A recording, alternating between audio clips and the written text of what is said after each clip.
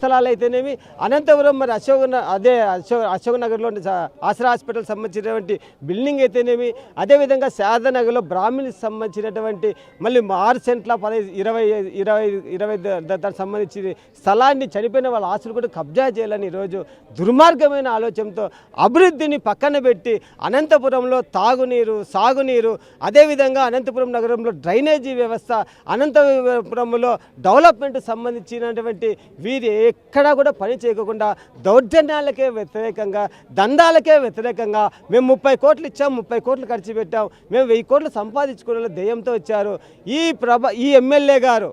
అదేవిధంగా గంగారాం గారు 2 సంవత్సరాల క్రితం అనంతపురం ప్రజలకు ఎవరూ తెలియదు.